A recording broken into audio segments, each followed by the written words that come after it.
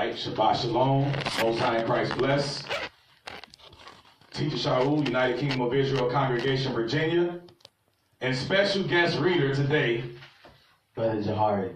All praises. Shout out to Officer Levi on his ambassador trip to New York. Most High in Christ bless, Yahweh speed.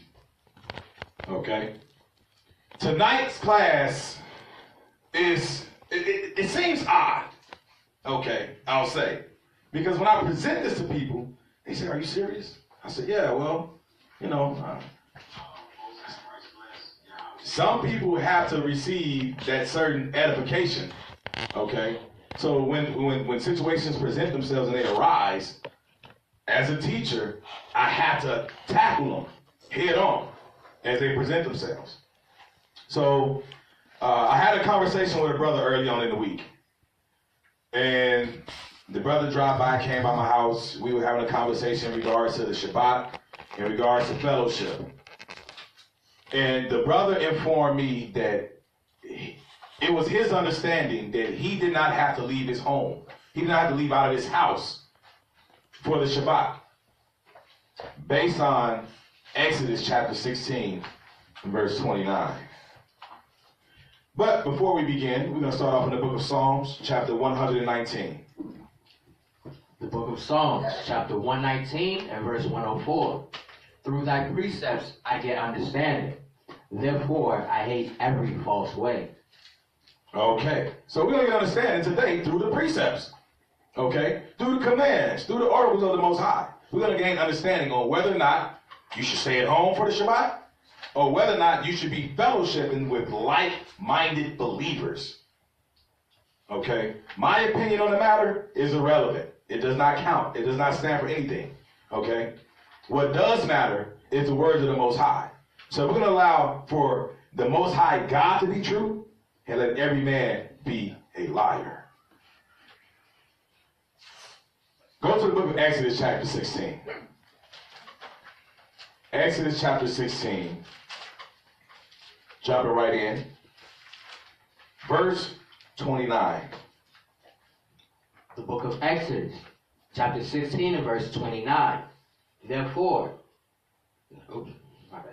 see for that the Lord hath given you the Sabbath.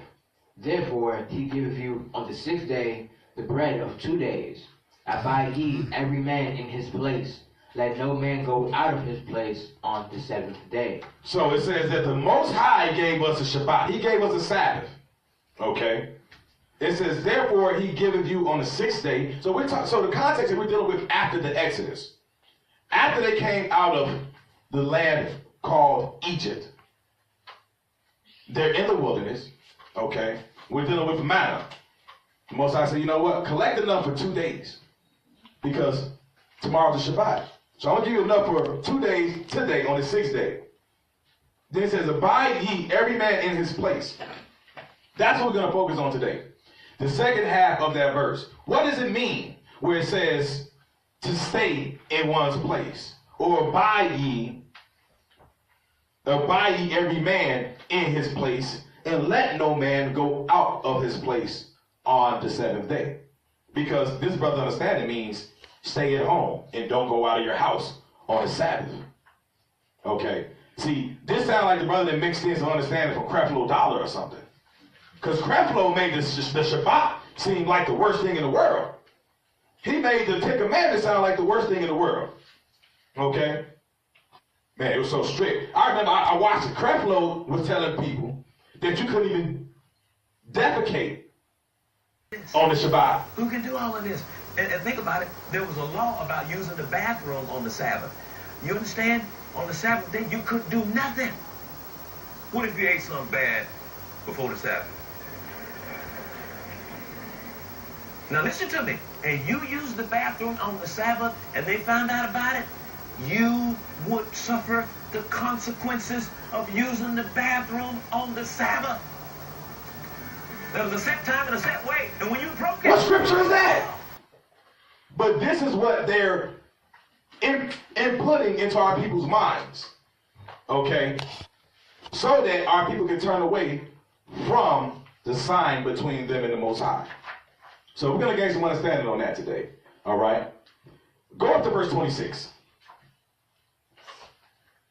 The book of Exodus, chapter 16, verse 26. Come on. 6 days ye shall gather it, That's the manna. 6 days you shall gather this bread. Come on. but on the seventh day, which is the Sabbath, in it there shall be none.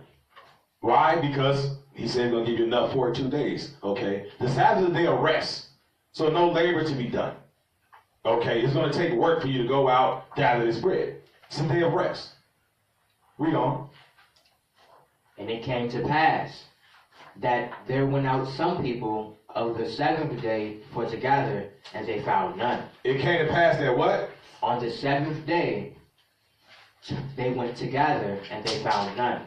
So, you have people that went out to gather on the seventh day.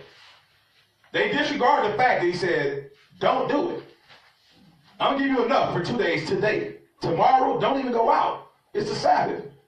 But they were disobedient, so they went out anyway, and they found none. Okay? So, they left from where they were encamped. They left the camp to go out and find manna. All right? Now read verse 29, because that's what it brings us back to. Go ahead. Verse 29. See for that the Lord hath given you the Sabbath. Therefore he give you on the 6th day the bread of 2 days. Abide ye every man in his place. Let no man go out of his place. The place that was being referred to was that camp. Class over. Shabbat shalom. No. The place that was being referred to was that camp. Okay. So they were to stay in that spot or in their position of the camp or that place. Okay. And not go out searching for manna. Okay. Remember, this came over covered the field. Let's not forget that. All right? You didn't just walk out your front door and it was manna right there. All right? So, read that verse again. See for that the Lord hath given you the Sabbath. Therefore he hath given you on the 6th day the bread of 2 days. Abide ye every man in his place.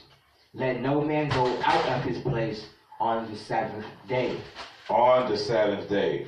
Now, as you all know, I like to tap into different resources. In today's class, we're going to deal with various different commentaries and breakdowns from the scholars. We're going to go into primary sources, okay, so that we can gain some understanding today. So first up, this comes from Joseph Benson. Joseph Benson, B-E-N-S-O-N. This is Joseph Benson's commentary of the Old and New Testament on Exodus 16 and 29. It reads, the Lord hath given you the Sabbath, have granted to you and to your father the great privilege of it, and the command to observe it. Let no man go out of his place, out of his house or tent, into the field to gather manna, as appears from the occasion and reason of the precept here before mentioned. For otherwise, they might and ought to go out of their houses to the public assemblies. Again, this is Joseph Benson's commentary of the Old and New Testament.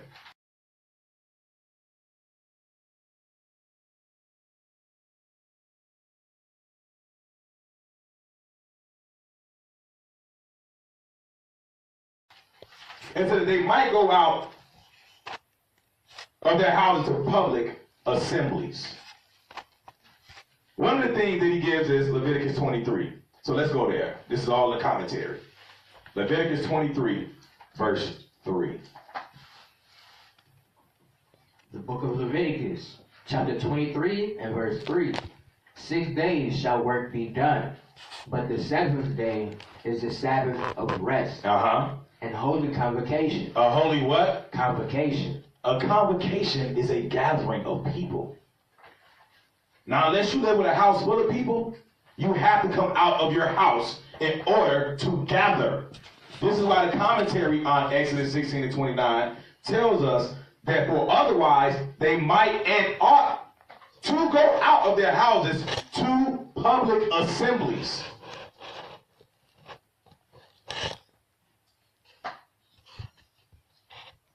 You know, I told the brother, I said, brother, you dancing with a very dangerous doctrine there. Because the command is clear. The scriptures are clear. See? And it's something I want y'all to think about throughout this class before I get to the point. You would have to now assume that everybody that observed the Shabbat after Exodus 16 and 29 was off, including Christ. You playing with a dangerous doctrine. Because I'm going to show in this class that not only did the Mashiach leave out of his house and go and unite with other people doing the Shabbat, but so did the disciples and the apostles. So if there was no guile found in this man, there was no iniquity in the Mashiach Yahushua, but yet you're saying he's wrong because according to this brother's understanding of Exodus 16, we're commanded not to leave our house on the Sabbath. That's the furthest thing from the truth. Go to Acts chapter 15. Acts chapter 15.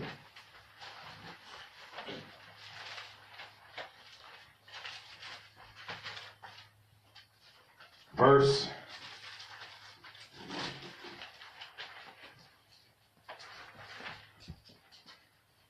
watch this. Verse 21. Y'all know how we do over here. The book of Acts, chapter 15, verse 21. Come on. For Moses of old time hath in every city them that preach him, being read in the synagogues every Sabbath day. Wait a minute. Something wrong. No, preach in their house every Sabbath. In the synagogues every Sabbath day. So you have to leave out of your place to get to that place of public assembly. To gather with like-minded believers. Okay? And it's no secret. I told the brother when he came to my house, I said, bro, you know I'm going to do a class on this, right? You know I'm going to do a class on it. All right? But see, the thing is, he's not the first person that I heard about making this statement. All right? I stay in the house on the Sabbath. Okay? It says, for otherwise they might and ought to go out of their houses to public assemblies and to lead their cattle to watering or to help them out of a pit. Remember what we just, in the Sabbath quiz that we just took. Okay, so go to Luke chapter 13. Luke chapter 13. This is why precept must be upon precept. Verse 15. The book of Luke, chapter 13 and verse 15. Actually, start at verse 14. Verse 14. And the ruler of the synagogue answered with indignation, because that Jesus healed on the Sabbath day. Wait, it says that Yahushua or Jesus healed on the Sabbath day. Now, unless he was healing from his house, he had to come out on the Sabbath day in order to do that. Watch this, read on. And said unto the people. Wait, and then he said unto the people. So that means people outside of their dwellings on the Sabbath. Read on. There are 6 days in which men ought to work. Wait a minute. This is what we just read in the Old Testament. Come on. In them, therefore, come and be healed, and not on the Sabbath day. Read on. The Lord then answered him and said, Thou hypocrite, doth not each one of you on the Sabbath loose his ox or his ass from the stall and lead him away to watering? Wait a minute. He's saying, again, you're allowing to water your cattle on the Shabbat. Okay. He didn't rebuke them for saying y'all shouldn't be letting your animals out or y'all shouldn't be going out. He told y'all are hypocrites. Okay. You water your cattle on the Shabbat, but tell them I can't heal somebody with this living water? Come on. And of this woman, being a daughter of Abraham, whom Satan had bound, lo, these 18 years we loosed from this bond on the Sabbath day. On the Sabbath day. Now, for those that want to run into the whole, hey, you can't leave your house on the Shabbat. You have to now explain, and if you don't follow Hamashiach Yahushua, if you don't follow Christ, don't worry, because we're going back to the Old Testament. So don't think, well, see, I told y'all that Greek idol that they follow, he told them to go out on the Sabbath. No, we're going to go back into the Torah and the Tanakh in 1 second. Again,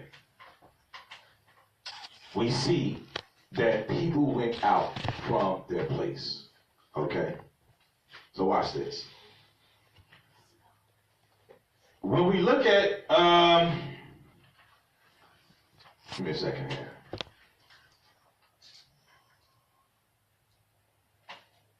The word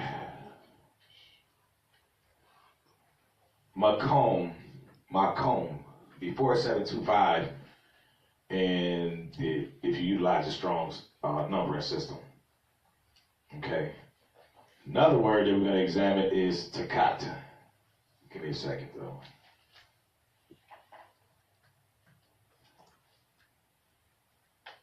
Okay. We're going to find out what this word takat is.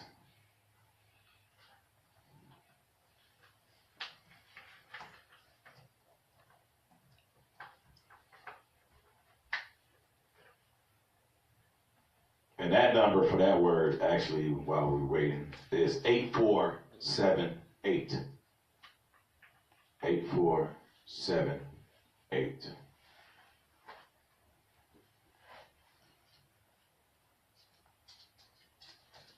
Okay. So, when we go through and we look at this in the Hebrew,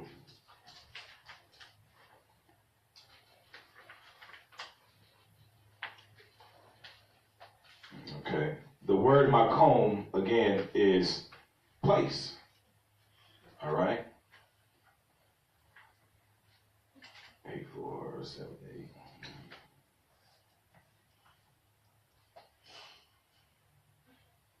And the word takat means instead, under, for, as, with, from, or in the same place. Okay, or in the same place. The reason why I mention the word takat, because that word is used as what's called a reflective pronoun. I know a lot of people don't get into the words like this, but here at United Kingdom of Israel Congregation, where we promote scholarship and less drama, we get into words, their etymologies, their breakdowns, all these different things. So, and their parts of speech and their usage mechanics. The things that you should have been taught in elementary school as a child, okay? But the word takat is used with a reflective pronoun as an idiom, I-D-I-O-M, okay? What is a reflective pronoun? A reflective pronoun is a pronoun referring to the subject of the sentence, a clause, or verbal phrase in which it stands specifically a personal pronoun compounded with, like the word self. An idiom is a speech form or expression of a given language that is particular to itself grammatically and cannot be understood from its individual meaning of its elements. Okay? For example, if you say, Shaul has a really cool car, the word cool in that context is used as an idiom. Okay? So, when we look at this and we look at these words, the word makom is a word that's general, a very general word for the word place. So when it says about no man leaving out from his place, or remaining in his place, staying in his place, whatever the case may be, that word does not specifically mean house. This is why it's important for people to go and understand the language that the Bible was written in originally. and then getting a working understanding of those words in the Hebrew or the Greek or the Latin. Okay? So the word Makom does not always mean house. It can also mean a person's country, because we see the same word and go to Genesis chapter 29. Genesis 29.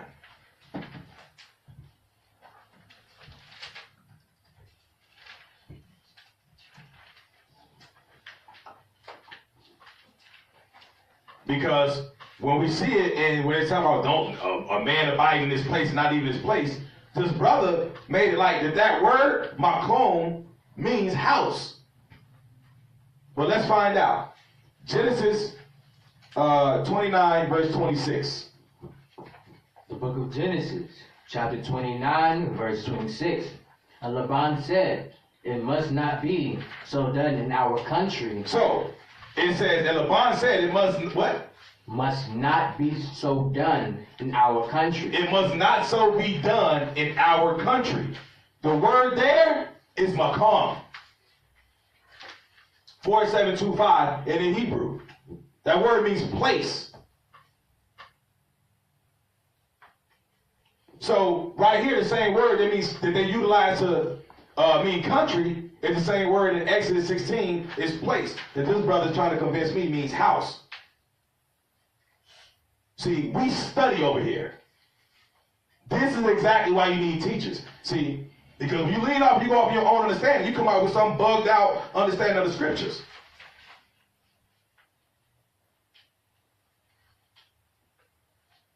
Again, we have to get back to the words and the context of what they're used in and the language they're used in. Okay? So, if you're part of a congregation like, for example, we have a brother, like this brother Wise right here, right? This brother lives on the other side of the water. Okay? He lives in Virginia Beach. We in Newport News. He has to travel to get to that public assembly, to get to the fellowship for the Shabbat. Okay? So him coming here, that wouldn't be considered him going out of his place. But this is what this brother's idea is. Okay? So again, makom which generally means place, can refer to a place where you stand. It can be referred to a place where you sleep. It can be referred to a piece of land. It can be referred to a city. It can be referred to a country. It can be referred to in the context of a region. But the question is, what is being talked about in Exodus 16 and 29? The answer is, it's talking about the camp. It wasn't talking about the house. It was talking about that specific position. Okay? From there, let's go to the book of Numbers. Let's see evidence. Because I said we're going back to the Torah and the Tanakh. I'm going to show you, hands down, because when people isolate a scripture like Exodus 16 and 29 and say, that means I don't have to come out of my house, to me, that's the equivalent of a Christian saying John 3:16 meaning the whole wide world. There's nowhere else in the scripture to substantiate and validate that claim that you just made. It's erroneous. Numbers chapter 15, we're going to start at verse 32 to show evidence that you are allowed to go out of your dwelling, out of your house on the Shabbat. Watch this. Start at verse 32. The book of Numbers, chapter 15, verse 32. And while the children of Israel were in the wilderness, they found a man that gathered sticks upon the Sabbath day. So, somebody's out gathering wood on a Sabbath day. On a Sabbath. Okay, come on. And they that found him gathering sticks brought him unto Moses and Aaron. Now wait a minute. In order for them to find him, they had to be outside of their house. Everybody just look out the window and say, yo, we're going to tell on him after the Sabbath. Okay. You just wait till the sun go down. We're going to report this guy. No, they confronted him. So they left out of their house. Read. And unto all the congregation, and they put him in ward. Wait a minute. Brought him to Moses, Aaron, and the whole congregation. Did all of them live inside of one house? I think not.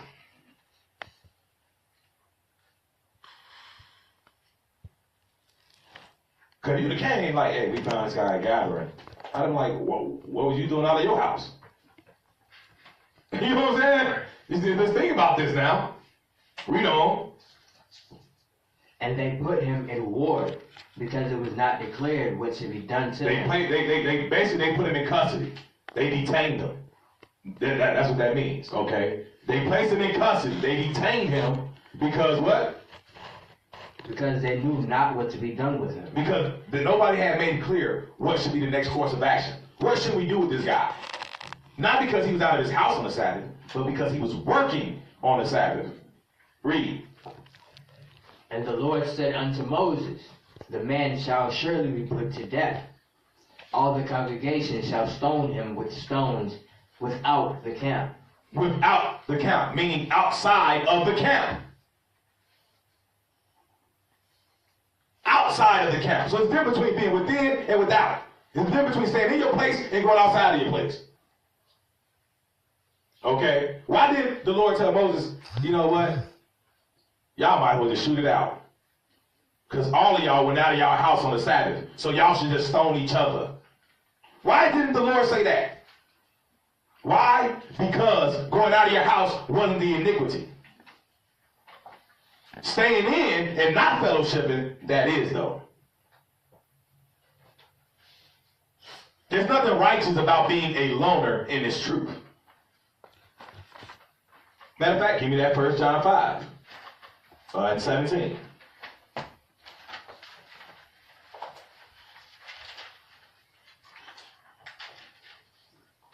The book of 1 John, chapter 5 and verse 17. All unrighteousness is sin. All unrighteousness is sin. What's righteous about you isolating yourself from your people? What's righteous about you not fellowshipping and congregating in the spirit of brotherhood and unity, especially knowing that where two or more are gathered, the Most High is right there in your midst? What's righteous about you not doing that? I tell you what, you're in the midst of sin, though. That's what's going on right now. All right? Go to 2 Kings, 4th chapter. So, again, reflecting back on what we just read in Numbers chapter 15, we see that those that found this man gathering wood on the Shabbat, they found him gathering wood on the Shabbat. Then brought him to the rest of the body and to Moses and Aaron on the Shabbat.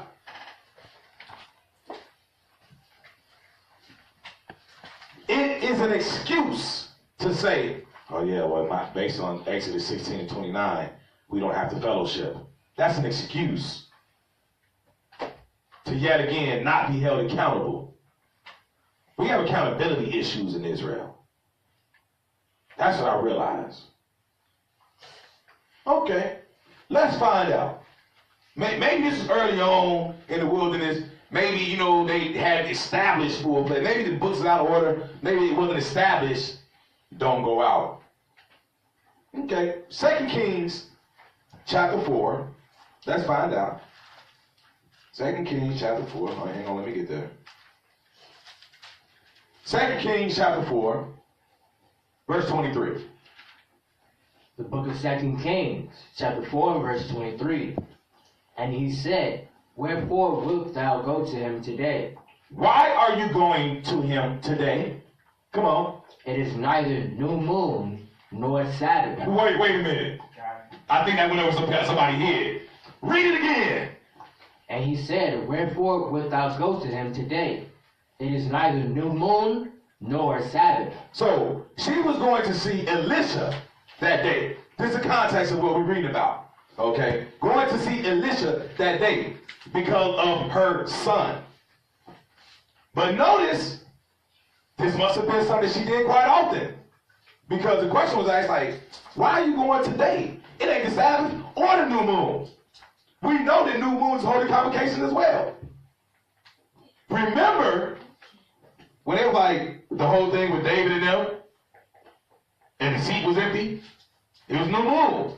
Everybody had came together a feast, which is also a Shabbat. Where he at? Oh, he asked leave. He went to go be with his family. No doubt.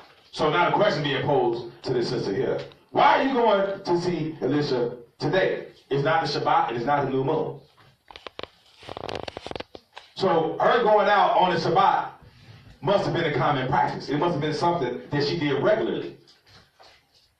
Or, if not, it was also at least known that this is what people did. That people went and gathered and congregated fellowship with somebody on the Shabbat. Okay. Again, through these precepts we get understanding, therefore we hate every false way. If you want to isolate yourself on some Gilligan Island type stuff in this truth, we hate that. When it's scripture, especially when we're supposed to be gathering ourselves together. Okay? Give me Exodus chapter 20.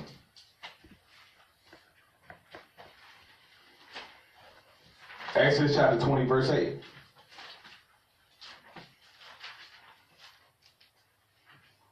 The book of Exodus, chapter 20 and verse 8. Remember the Sabbath day to keep it holy. Remember the Sabbath day to keep it holy. One of those things that dealing with keeping it set apart is the fact that it's a holy convocation. That's one of those things. Okay? Watch this. Go to Exodus 31. Why must we remember the Sabbath day? Okay, and this is for those that may be tuned in that don't understand the importance of the Sabbath. Okay? 31, let me get verse 13. The book of Exodus, chapter 31 and verse 13.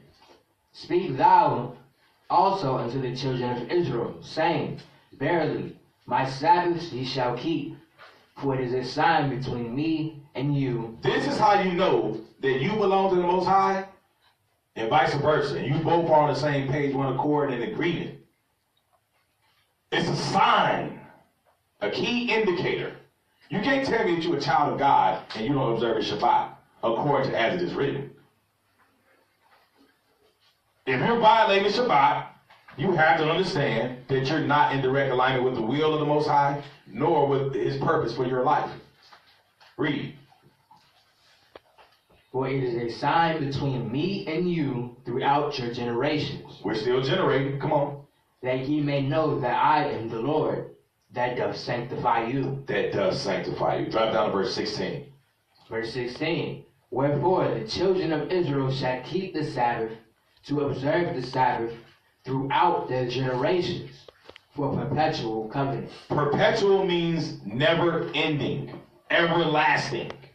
A perpetual covenant. So when people say, oh, well, the Sabbath was nailed to the cross and things like that, that's BS. This is a never ending covenant. It's perpetual. Matter of fact, hold that right there. Go to Hebrews 4.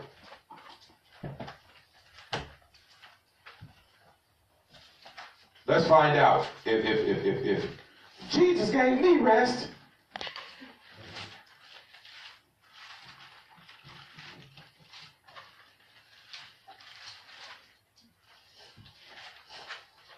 I think start at verse 5, maybe? 3? Okay. The book of Hebrews, chapter 4, verse 3. Let's start at verse 4. Start at verse 4. Verse 4. For he spake in a certain place of the seventh day on this wise, and God did rest the seventh day from all his works. So he spoke on the Shabbat, on the seventh day, on this wise, in this way, on this matter, and said that the Most High rested on the seventh day from all his work. Come on. And in this place again, if they shall enter into my rest. Go ahead. Seeing therefore it remaineth that some must enter therein, and they to whom it was first preached entered not in because of unbelief. Again, now we're talking about rehearsing these righteous acts. Come on. And he limiteth a certain day, saying in David, Today after so long a time, as it is said, today, if you will hear his voice, harden not your hearts. You hear the voice of the Most High today. Don't harden your heart. We're talking in regards to the Sabbath. We're talking about that rest. Come on. For if Yahweh had given them rest, if Yahweh, the man who the world calls Jesus, had given them rest, like the Christian church claims, come on, then would he not afterward have spoken of another day? Why didn't he mention another day besides the Sabbath day? Why didn't he say Sunday's the new day? Why didn't he say every day is a Sabbath? I hear people say that too. Any day is my Sabbath. Why didn't the man who you follow, why didn't he speak on another day? Read on. There remaineth therefore a rest to the people of God. Therefore, there remains the Sabbath day to still be observed. Come on. For he that is entered into his rest, he also hath ceased from his own works, as God did from his. See that? You have to cease from your works the same way that the Most High did. Christ ain't give you no different day of rest. You stop it. This will make people start thinking that people are into idolatry because people have turned it into an idol. He worshiped the Father. We worship the Father, not him. Go back to Exodus 31. 16 again. The book of Exodus, chapter 30 and verse 16. 31. Oh, my bad. 31, verse 16. Wherefore the children of Israel shall keep the Sabbath, to observe the Sabbath throughout their generations for a perpetual covenant. It is a sign between me and the children of Israel forever. For in the 6 days the Lord made heaven and earth, and on the seventh day he rested and was refreshed. This is a sign forever, he said. A sign. Watch this. Go to Ezekiel 20. Ezekiel chapter 20. Watch this.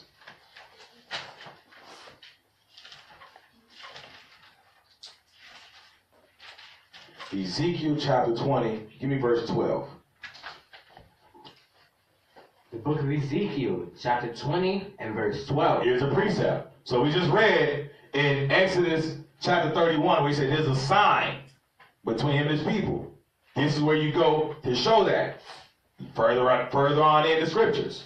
Read what you got. Moreover, also I gave them my Sabbaths, to be a sign between me and them, that they might know that I am the Lord that sanctifies them. Again, same thing we just read, okay?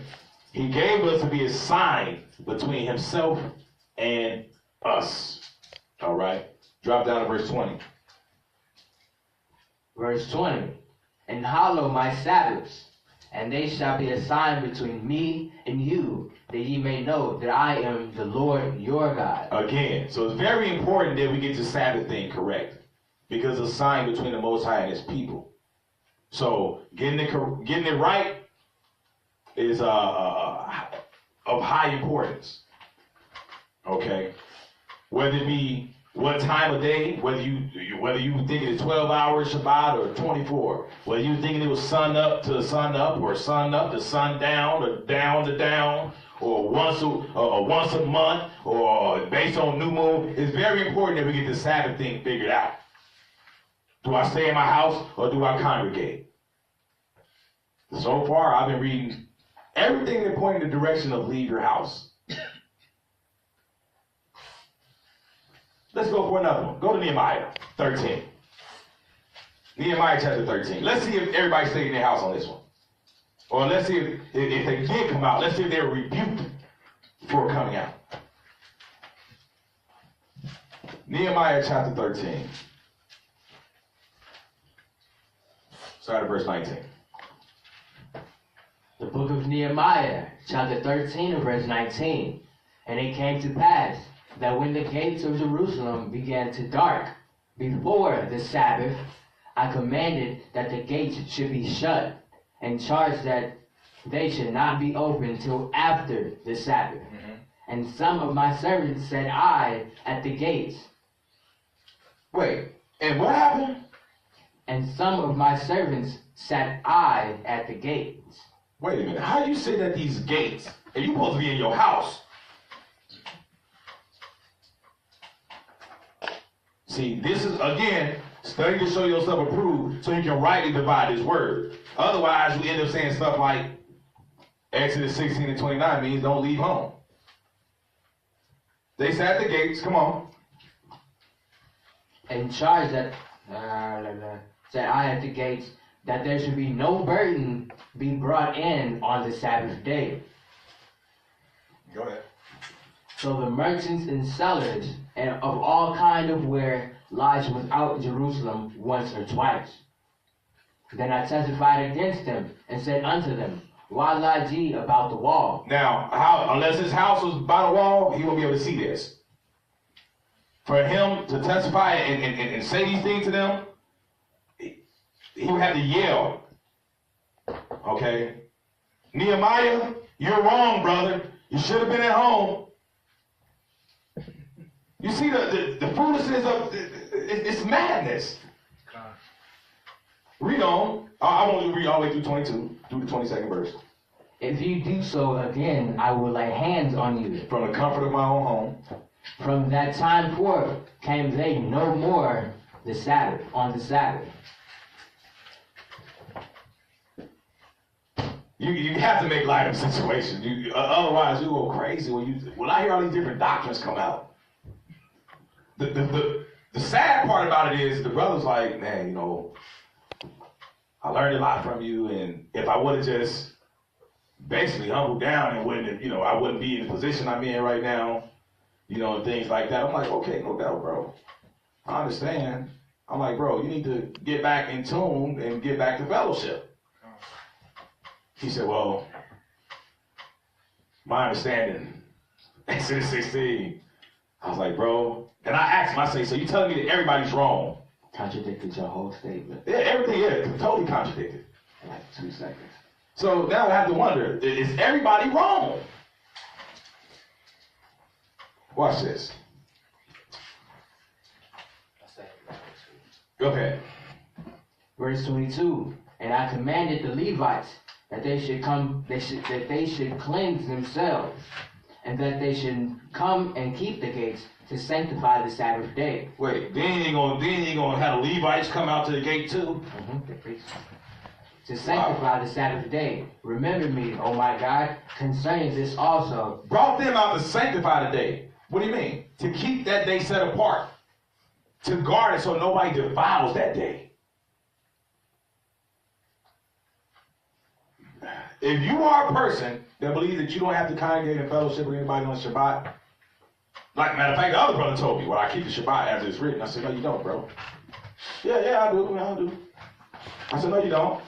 Then the brother tried to convince me, well, I'll come through on Wednesday and observe that day. No, Wednesday's Bible study, bro. That's not the Sabbath. You're not even invited now. Because in your mind, you sanctified that day. And I'm not going to allow you to be in my midst with that madness. That's right. That's foolish. Go to Isaiah 58. Isaiah chapter 58. I'm not mad at the brother because, again, a lot of people, just like when we be at camp, when people say stuff, you're like, why did you say that?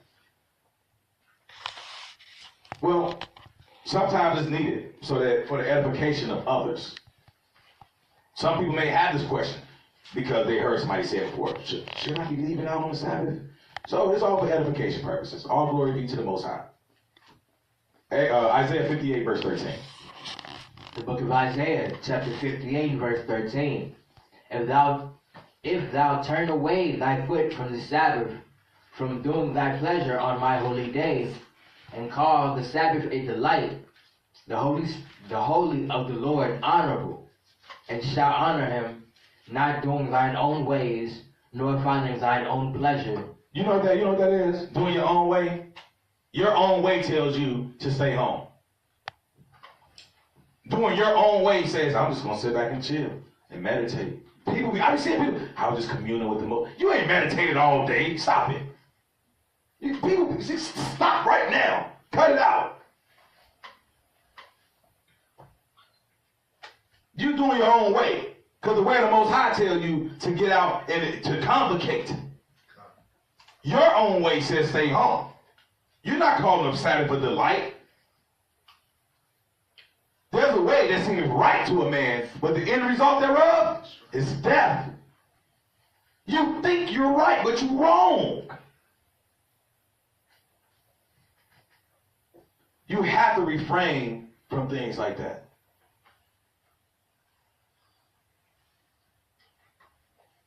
It's foolish. I'm not saying join the camp. I'm saying get you with 2, 3 other like-minded believers. Y'all sit down, Shabbat fellowship, and go through the scriptures.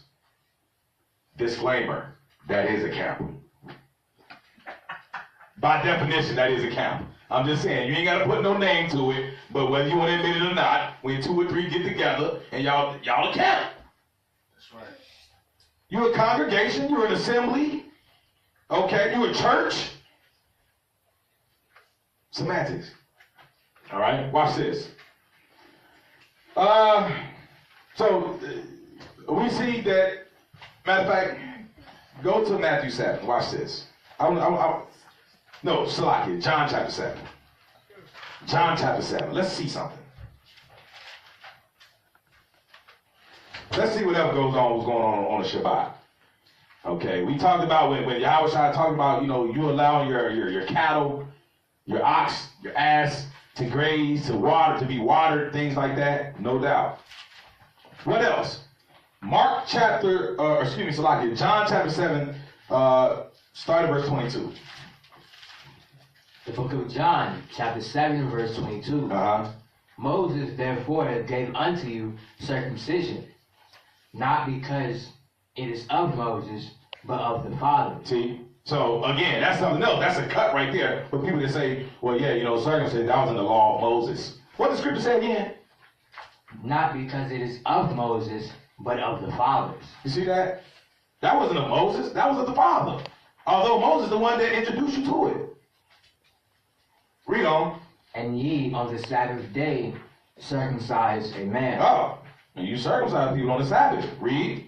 If a man on the Sabbath day receive circumcision, that the law of Moses should not be broken, are ye angry at me, because I have made a man every whit whole on one day, on the Sabbath day? See? So again, here we go.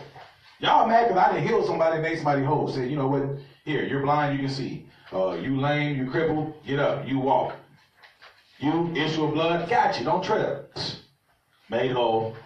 Y'all mad at me for that, but yet, so that the law is not broken in regard to circumcision, you will circumcise somebody on the Shabbat. Now, how were they doing that if they was in their own house and couldn't leave out?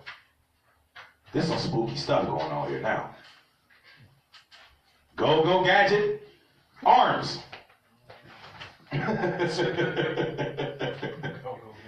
Okay. All right, again, go back to Leviticus 23:3.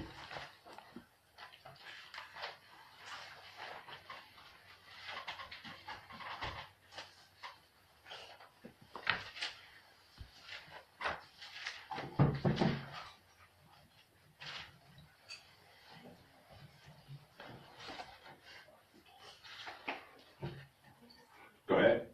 The book of Leviticus, chapter 23 and verse 3. 6 days shall work be done, but the 7th day is the Sabbath of rest and holy convocation. Ye shall do no work therein. It is the Sabbath of the Lord in all your dwellings. You see that? It says that it's a holy convocation. Holy convocation. Okay? It's a holy convocation or a set apart assembly. Holy convocation, set apart assembly. Or in the Hebrew, Mikra Kodash. Kodash meaning set apart. Like Lashwan Kodash or holy, set apart. Okay? Mikra meaning what? Gathering, congregation, assembly. Mikra Kodesh, holy convocation.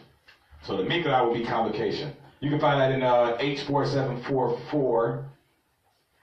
Mikra, is a convocation, convoking, reading, a calling together, sacred assembly, something called out, a public meeting, the act, the persons, or the place, also a rehearsal, an assembly, a calling, a convocation, a reading.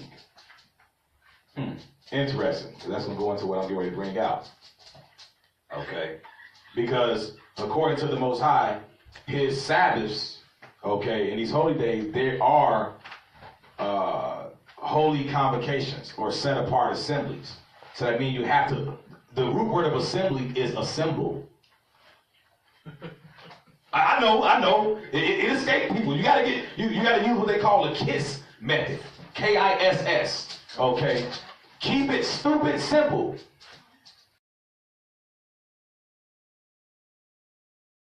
That's what you gotta use. The KISS method. Keep it stupid simple. KISS. Keep it stupid simple.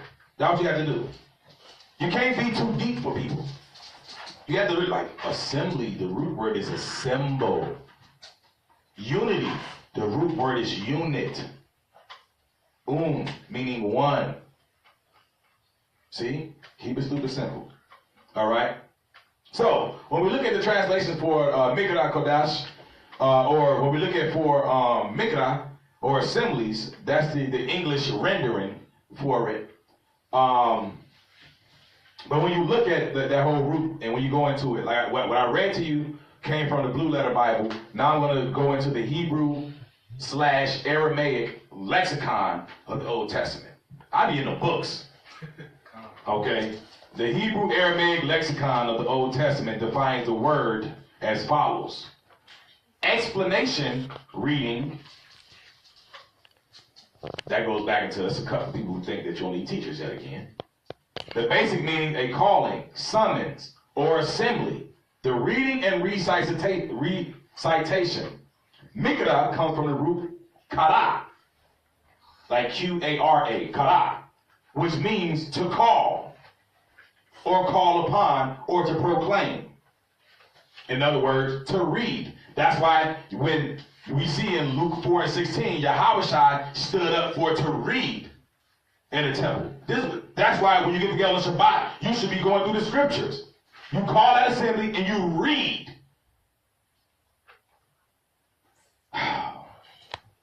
But somebody says that Hebrew doesn't matter. Touche. Okay. Reading or proclamation. So the days which are named in Leviticus 23 are to be times when the message or the scriptures are to be proclaimed by the reading of the scriptures in an assembly. Again, you have to have a working understanding of the Hebrew language and word usage mechanics. Okay? These mikras or assemblies are said to be kodash or holy or set apart. Okay? The reading or proclamation which will occur on these days is not just any reading or proclamation. It's to be a set apart time when set apart scriptures are to be read and proclaimed. This is how you end up, you hear people speak about a Torah portion. Okay? The Torah reading, the Torah portion. Things like that. Okay?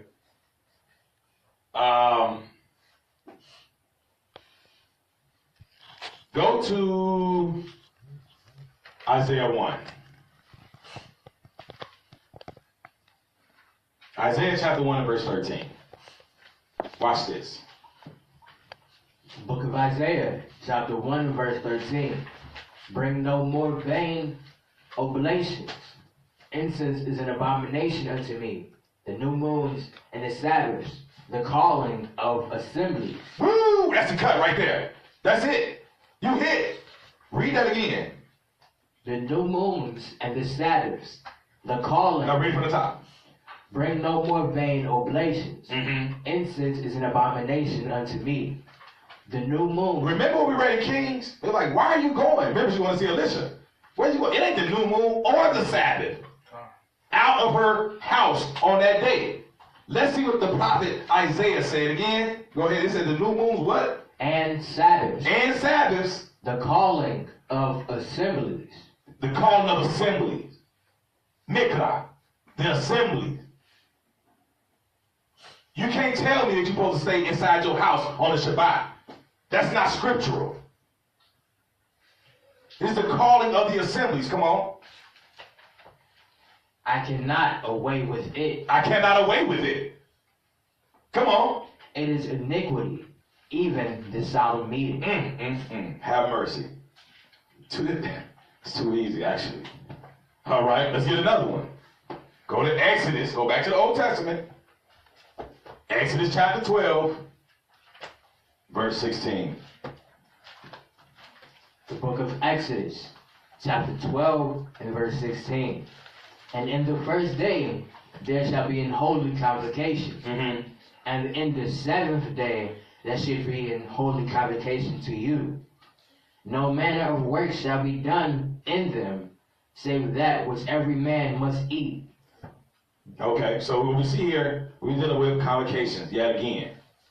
Okay, a calling of the assemblies, as Isaiah said. We looking at Exodus, we see that even in Leviticus, we're talking about holy convocations. Okay, it's the same thing. It's a gathering of people. It's the assembling of the people. Let's go into Gesenius, Gesenius.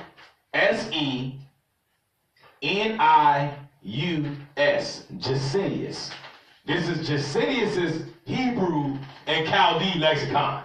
See, we're not just going to deal with one. Oh, we only deal with one with the Hebrew and Aramaic according to this person. No, we're going to deal with every different aspect of scholarship tonight.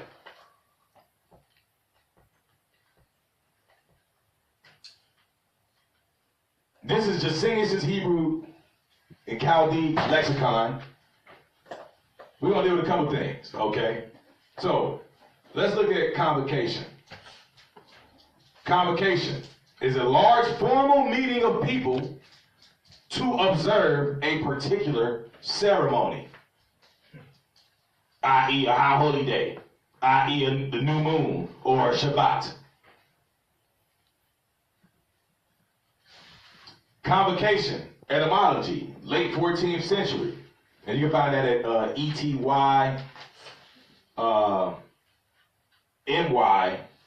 online. Etymology online is where you can go and get the etymology of words. Just type in a word, it'll pull up the etymology of it. Convocation, late 14th century, assembly of persons. An assembly of persons from Old French, convocation, and directly from Latin, convocationem.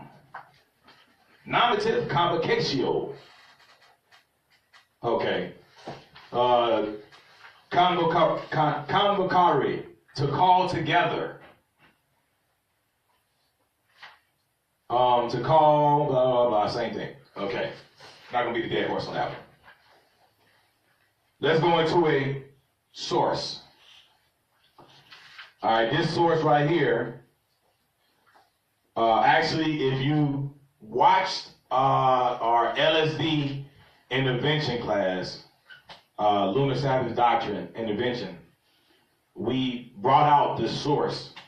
A man by the name of Cassius Dio, Cassius, last name Dio, Cassius Dio. He was a Roman historian. Cassius Dio, Roman historian. Okay. He wrote about 3 battles that the Roman Empire had with the Jews. The first battle was during the time when Hyrcanus II and Aristobulus II, 2 brothers who were the offspring of the Maccabees, were engaged in a dispute over who would rule. Okay, so he wrote about that. The Romans, through the actions of Pompey, came in and settled the dispute, siding with Hyrcanus. While speaking of Pompey's battle, the Sabbath is mentioned. So while he's writing about this battle, Cassius Dio mentions the Sabbath. Watch what he says. Go back to Exodus 16 and 29 real quick, and then I'm going to read what Cassius Dio said.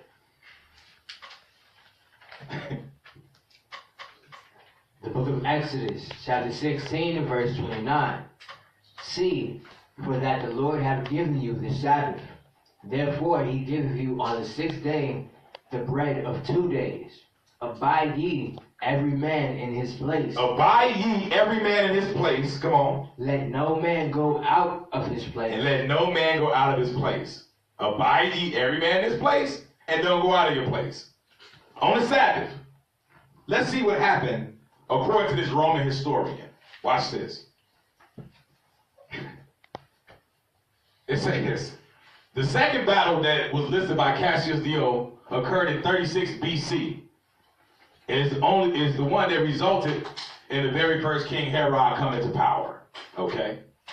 It says, the Jews, I quote, the Jews had done, and this is Cassius Dio, Roman history, chapter 49, so it's 49.22.4 through 6. They use the same number system as Josephus and the works of Philo. It's called the Loeb numbering system. This is what he says. The Jews indeed had done much injury to the Romans, but they suffered far more themselves. The first of them to be captured were those who were fighting for the precinct of their God. Talking about the Most High. And then the rest on the day, even then, called the day of Saturn. So they saying that the day that we call the Sabbath is what they call the day of Saturn. Even back then, they was calling it Saturn Day. Okay? So he's saying that our people were being captured on the Sabbath. How can you capture somebody that's not in their house? Well, maybe they kicked down the door. Maybe they kicked their doors down. Right? Let's see what happened after they were captured. And so excessive were they, meaning the Jews, the Israelites, so excessive were they in their devotion to religion that the first set of prisoners who had been captured along with the temple obtained leave from Sosius when the day of Saturn came around again, and went up into the temple and there performed all the customary rites together with the rest of the people. Wait a minute. So you mean to tell me these people are in jail? They're prisoners. They asked the Romans, can you please grant us leave? Allow us to leave out of here just for the Sabbath so we can go to the temple. Why didn't they stay at their place? Why was the temple empty? If you are telling people that Exodus 16 and 29 means stay at home, you are operating in a spirit that I'm not going to call you wicked. I'm just going to say you operate in a spirit that's not of the Most High. You're operating in a spirit that's contrary to the spirit of truth. Even the prisoners was like, let us out. We want to go keep the Sabbath. We have the fellowship. It says, what does it say, right? It says that they were so excessive in their devotion to religion.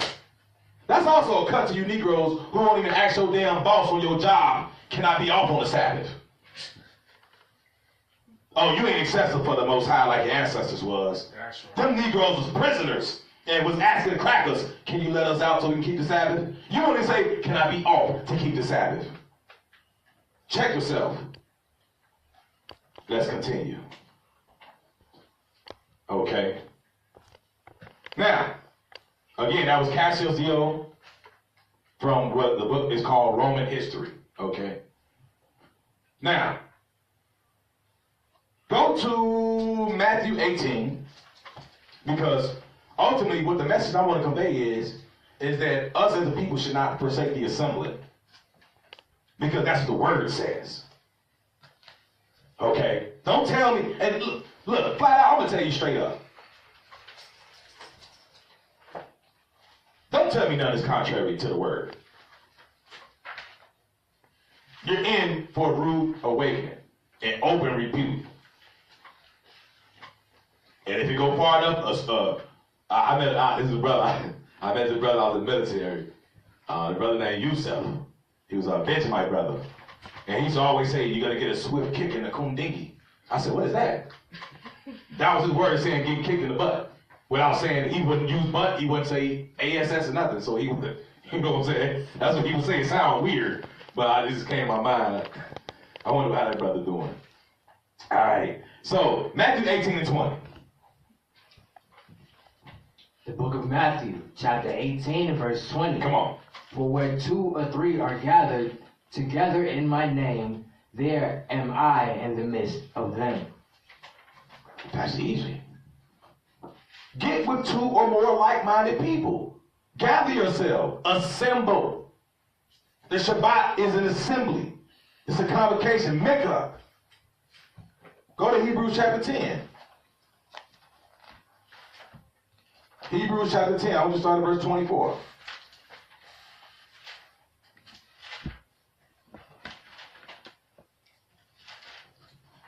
The book of Hebrews. Actually, give me verse 23. Start there. The book of Hebrews, chapter 10 and verse 23. Uh-huh. Let us hold fast the profession of our faith without wavering, for he is faithful that promised. You see, we have to keep the Shabbat holy.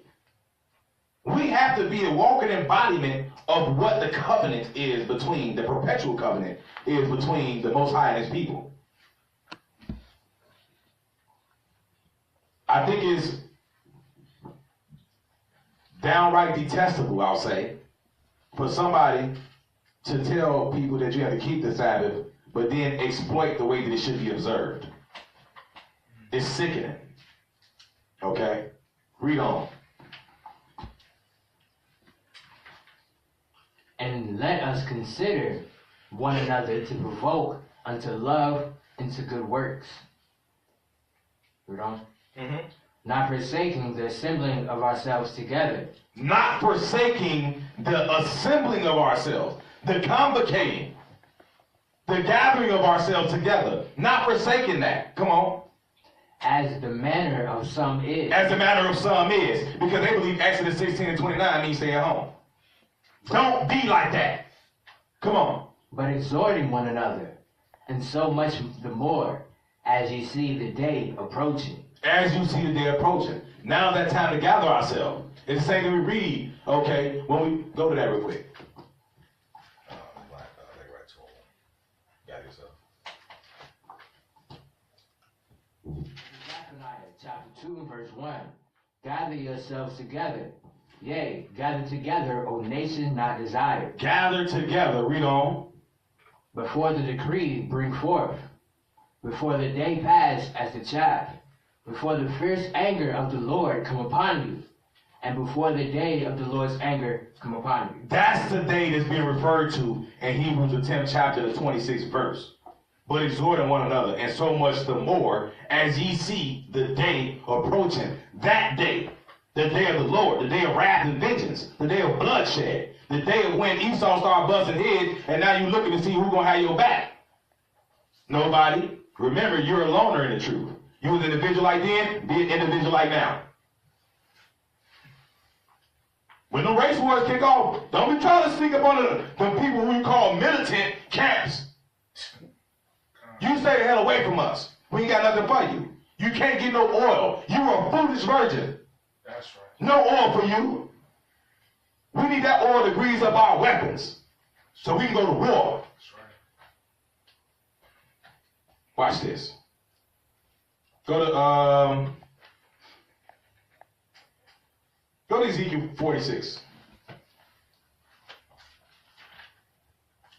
So, again, the question is, does Scripture command us not to go out of our place on the Sabbath in Exodus 16 and 29? The answer, hands down, emphatically, is no. The Scripture does not command us not to leave our house.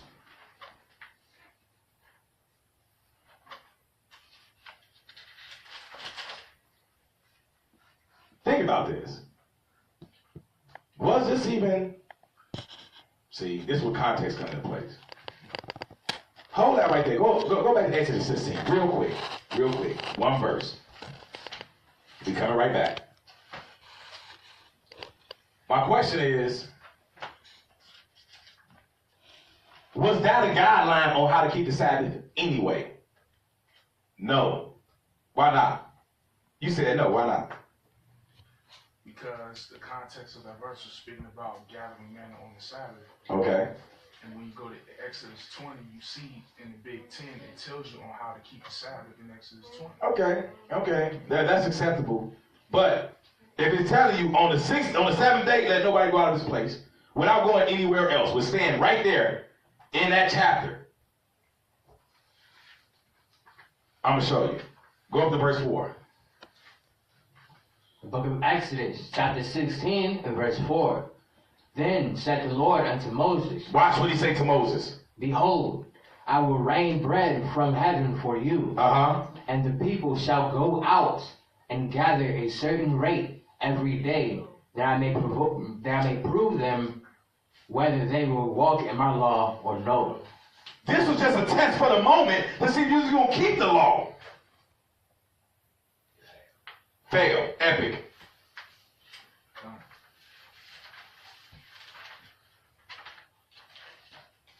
Yeah, again, so when you look at that and look at it in its full capacity, you see that that's what it was. But watch this.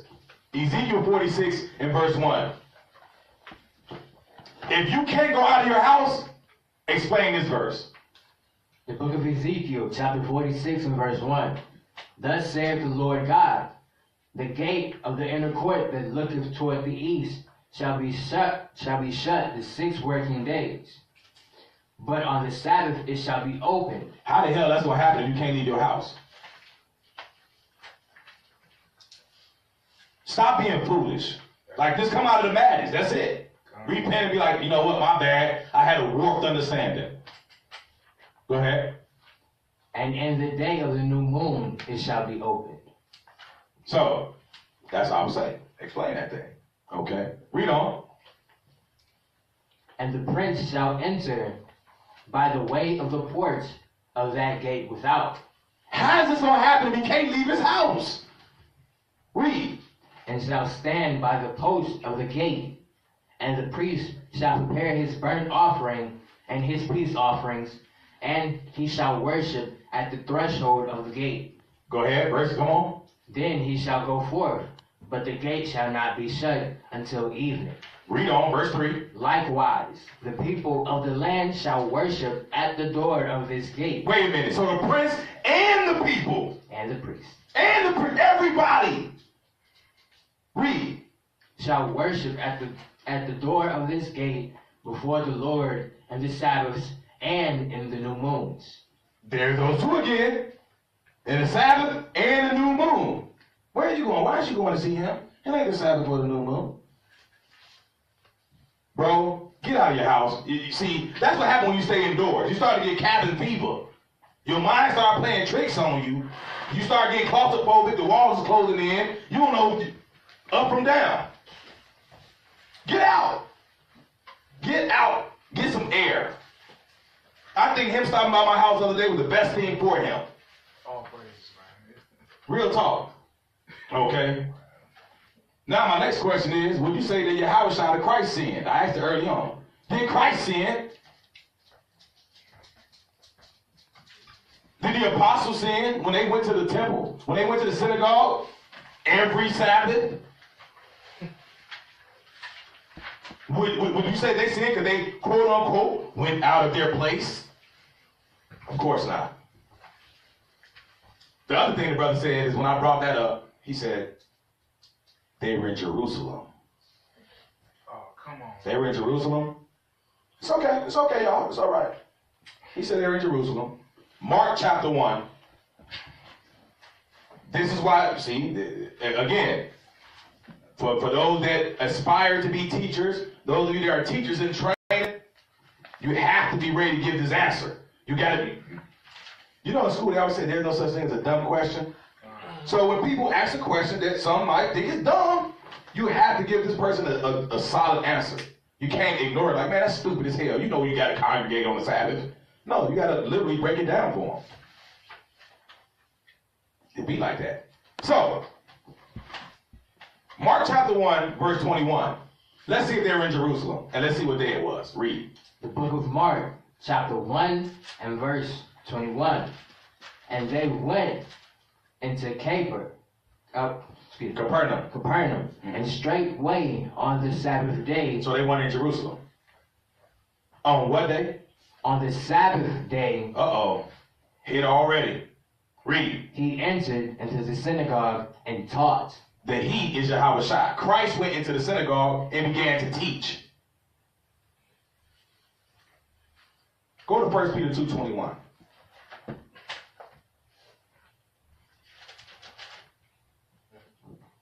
The book of 1 Peter, chapter 2 and verse 21.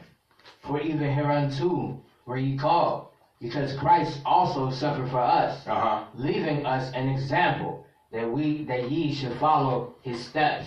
We're supposed to follow his steps.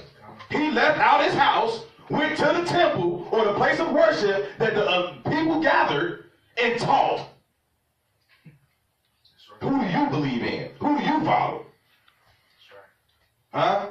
See, this is why you're supposed to trust in the Lord with all your heart and lean not to your own understanding. Because your own understanding said, Exodus 16 and 29, meant stay home.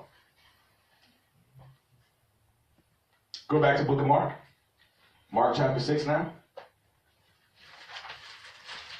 Let's see what else. Mark 6 and 2. The book of Mark, chapter 6 and verse 2. And when the Sabbath day was come. When what day? When the Sabbath day was come. Go ahead. He began to teach in the synagogue. And many hearing him. Many people was there that heard him. Were astonished, saying, from whence hath this man these things? So, the point here is that he went in and he taught on the Sabbath. And many people were present because they sat there and they listened and heard him. Okay. Go to Luke chapter 4.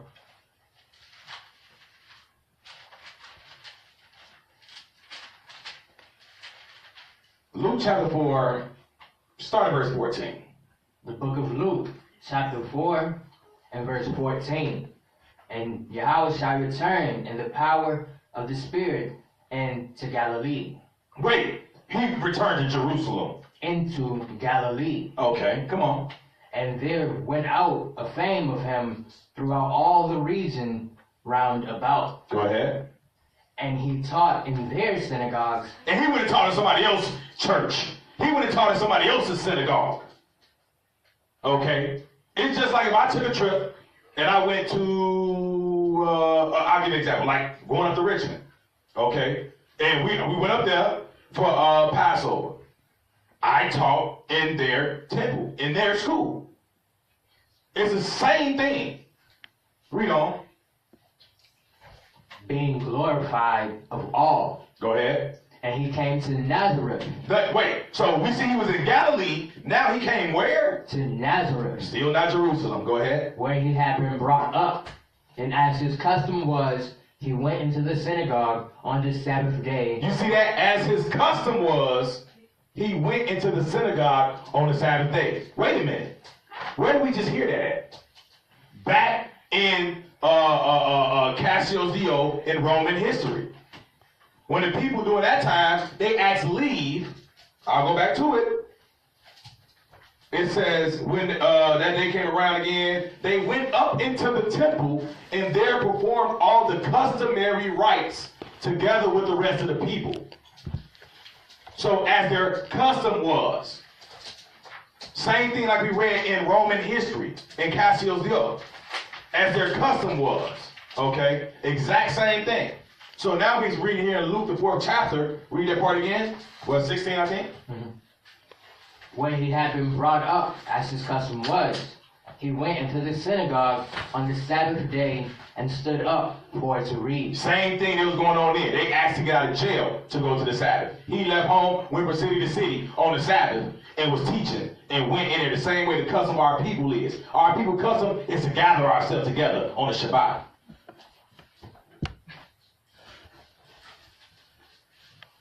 Okay. Drop down to verse 31. Verse 31. And came down to Capernaum. So, Galilee, Nazareth, Capernaum. Come on. A city of Galilee. And taught them on the Sabbath days. Go ahead. And they were astonished at his doctrine, for his word was with power. And in the synagogue there was a man which had a spirit of an unclean devil, and cried out with a loud voice, saying, Let us alone. What have we to do with thee, thou Yahushua of Nazareth? Get the hell out of here. That word too strong. We ain't got nothing to do with you. It's powerful. Okay? But again, there's people there. Even wicked Negroes present. Okay? From there. Luke chapter 14. Let's see what happened in this instance. Luke chapter 14, verse 1. The book of Luke, chapter 14 and verse 1. Don't nobody say that book of Luke like he said that book of Luke, boy. Is it like on a song? He like the book of Luke. He may not say any other book, but that book of Luke, don't nobody say that Luke like he say Luke. Go ahead, say it again for me. That's cool. The book of Luke, All praises. Come on. chapter 14 and verse 1.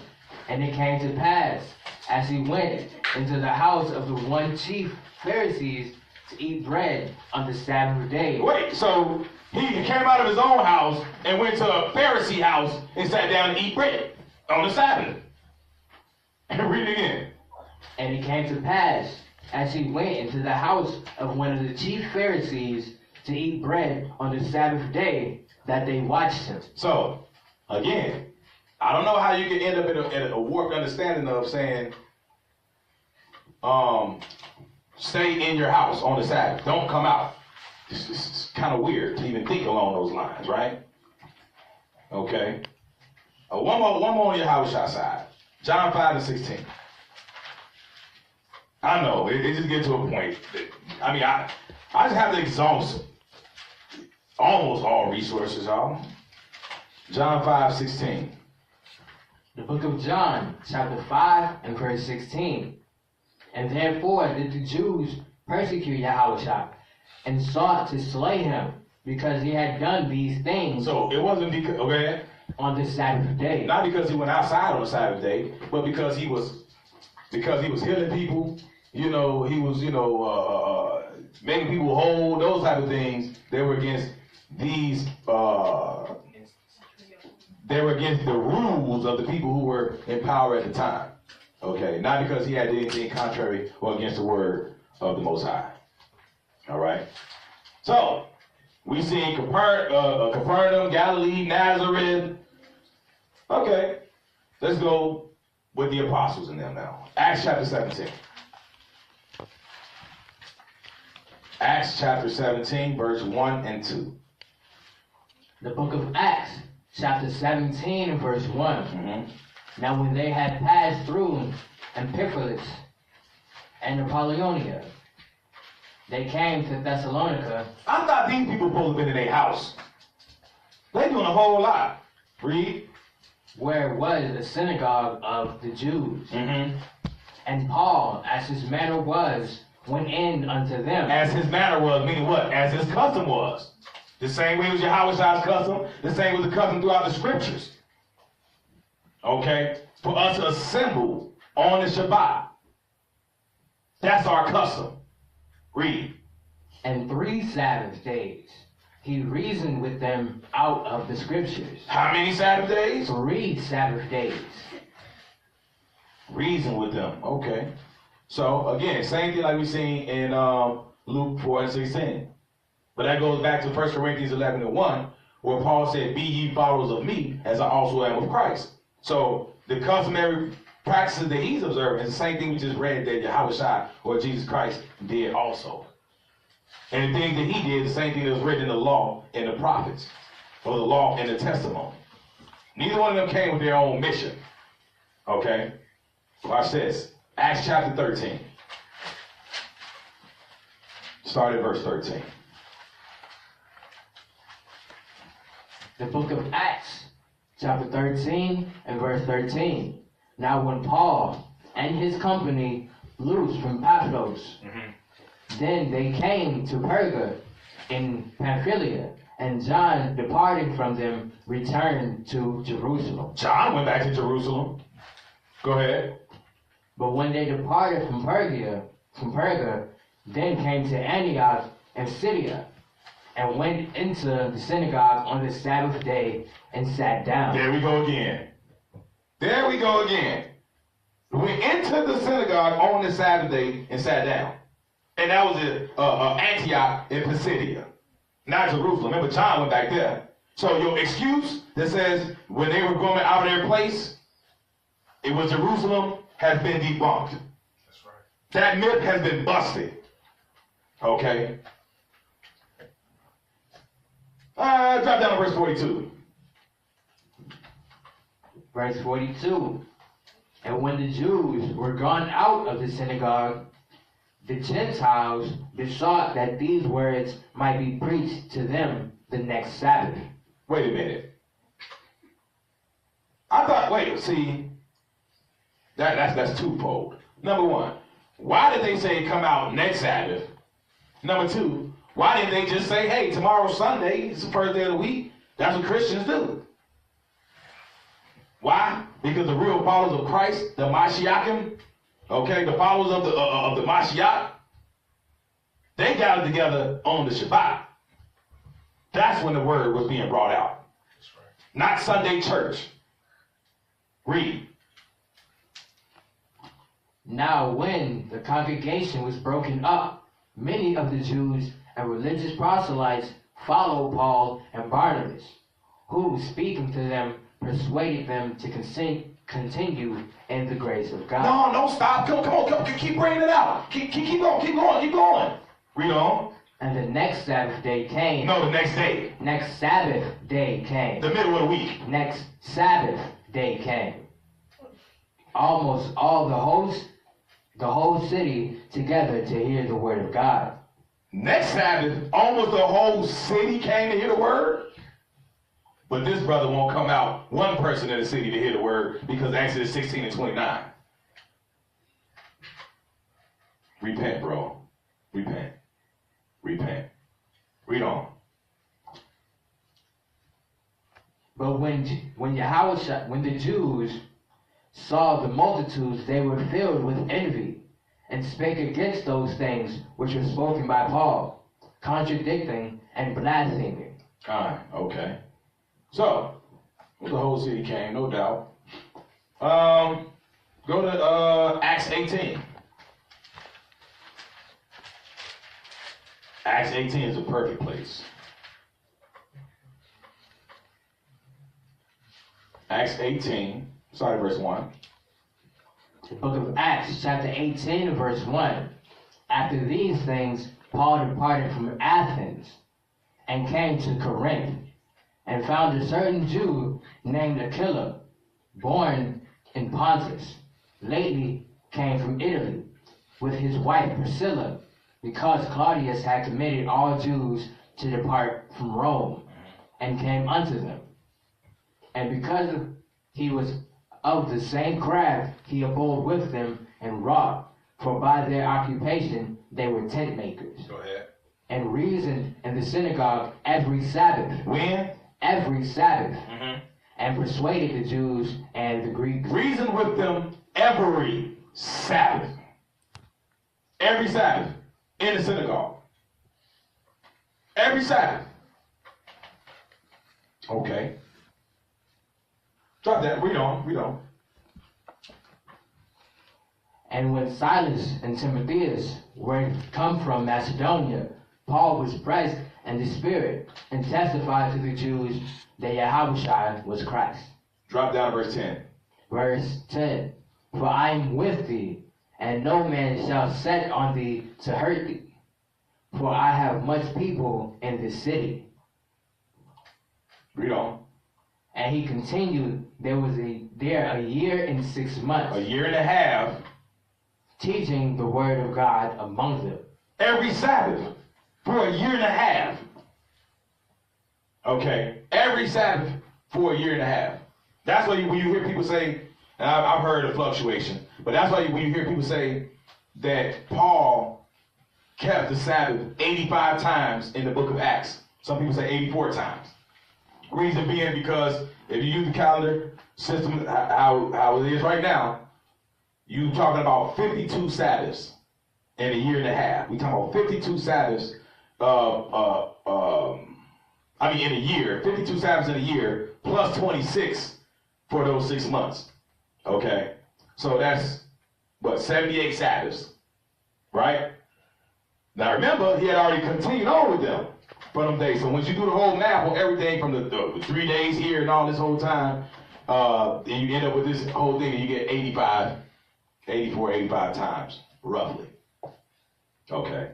Now, let's talk about the early Christian church, because this is what I want to allude to and get.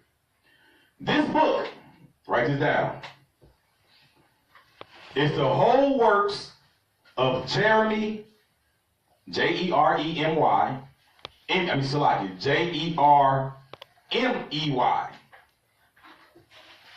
Jere is a weird spelling. Jeremey.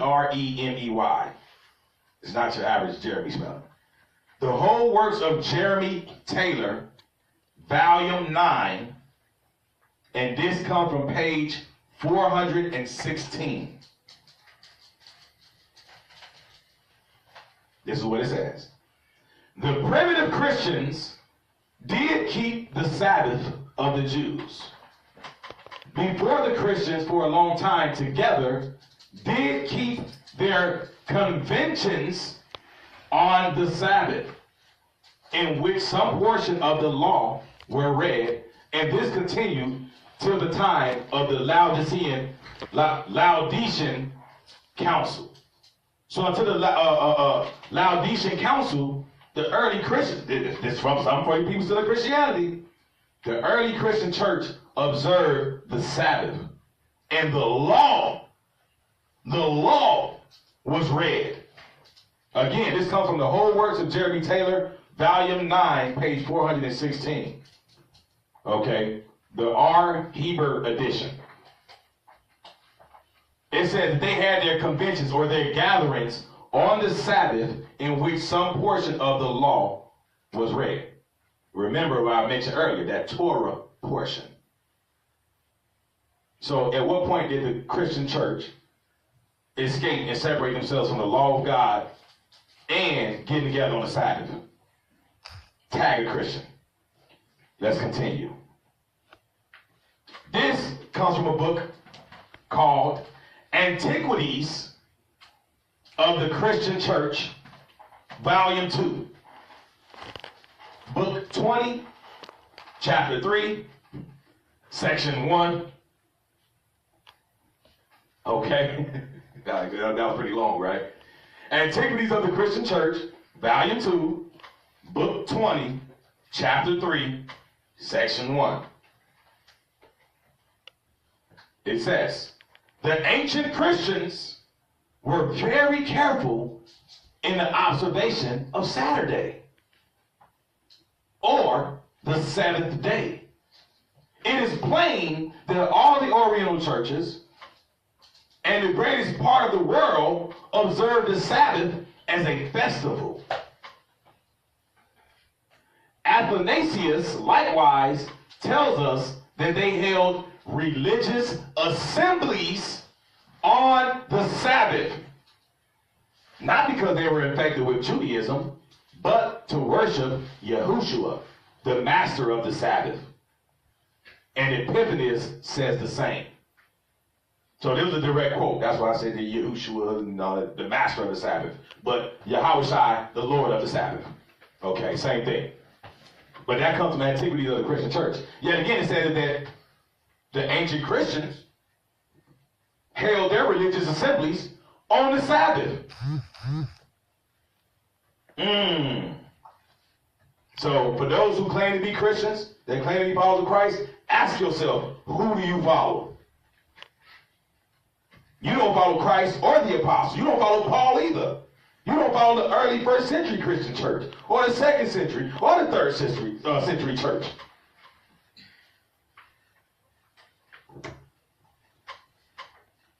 Another primary source.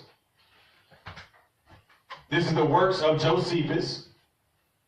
Josephus was an Israelite, or they label him a Jewish historian. And this comes from Antiquities of the Jews, 16-2-3. 16.2.3. Antiquities of the Jews reads, and the seventh day we set apart from labor. It is dedicated to the learning of our customs and laws. Well, first of all, it's customary for us to gather ourselves and to go to the synagogue or to the temple, or to wherever that place of assembly is. So to learn our customs, this is where you get to, this is where you taught the commandments. This is where you're given the law. Okay? If you're a part of a congregation, an assembly, a camp, school, whatever, you should be learning there. That's why I stress that this here, UKOIC, is a house of learning. Okay? It says, it is dedicated to the learning of our customs and laws, we thinking it proper to reflect on them, as well as on any good thing else, in order to our avoiding of sin. You got to come together, okay? End of the day, go to Jude. Jude. You can come out of your house on Shabbat. You have to come out of your house, okay? In times past, we would have went to see each other within our community, okay? We would have visited with family, friends. That's why they asked, well, where are you going? It's not Shabbat. But that was customary. Let me go see what so-and-so doing. Okay. Let me go over here and I'm a fellowship with them. Okay. You would go, you would visit family, you would hear the words of the prophet, you would hear the words of the priest, or whoever is the leader of the assembly, and they're speaking on the Shabbat. That was customary in Israel, okay? No person in his truth should be an island. You should not be by yourself alone and figure that there's nobody else for miles and miles and miles. Okay? Jude, verse 19. The book of Jude, verse 19. These be they who separate themselves, sensual, having not the Spirit. Those that choose to separate themselves, you don't have the Spirit. Because the Spirit is supposed to lead us in the way that we should go. The way that we should go should be gathering. The way that we should go should be getting out on the Shabbat to fellowship. Those that separate themselves and choose to isolate themselves, you don't have the Spirit. You just don't. Go to Ecclesiastes chapter 4. Sirach chapter 4 in the Apocrypha. Let's see what the word says.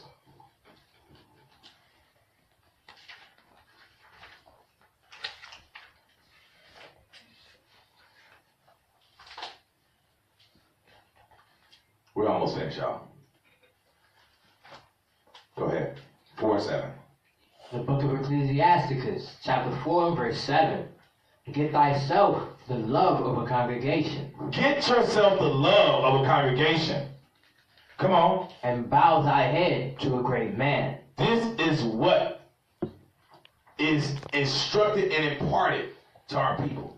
This is what needs to happen. You have to get the love of a congregation. Okay. From there, I want to say just real quick, don't add or take away from the Word of God. I can't stress that point enough. So you adding on understanding or you taking away from understanding the Most High has already put in place is dangerous. Okay? That's how you end up with your name not written in the book. That's how you end up with it getting blotted out. Okay? You take some of that liquid paper, what they call it, white out, I'll just go right over this. It ain't got to be written in pencil. Don't worry about it. We got white out for that. Just like it was never even there. Okay? Don't get your name blotted out. Because actually, blot out, that's more of a correct analogy as opposed to erasing, to blot out, you know. I want to say something too, because I know there are some brothers and sisters, and this just came to me also. There's some brothers and sisters I know that they end up feeling weary in their spirit because of either a stagnated point of growth, the lack of growth thereof. You're not a humongous camp. You know, you're not 8,000 deep. Things like that. I know some brothers who've been laboring this troop over 20 years, they still ain't got a building. Things like that. And they keep their circle small. Or some people just not starting to branch out to other cities and other states. Branching out UKOIC to other states outside of Virginia was one of the best moves I say that we've made.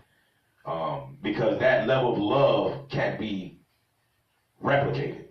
Okay? It can't be duplicated. And we have the opportunity to go and fellowship with like-minded believers in their respective cities, in their respective states, much like we see the people, our ancestors, doing in times past throughout the scriptures, whether it's Capernaum or Galilee or Nazareth or whatever the case may be. Okay? So all praise to the Most High for us being able to get the love of a congregation. I want to thank you all for tuning in today. Hopefully this class has been edifying to the hearers.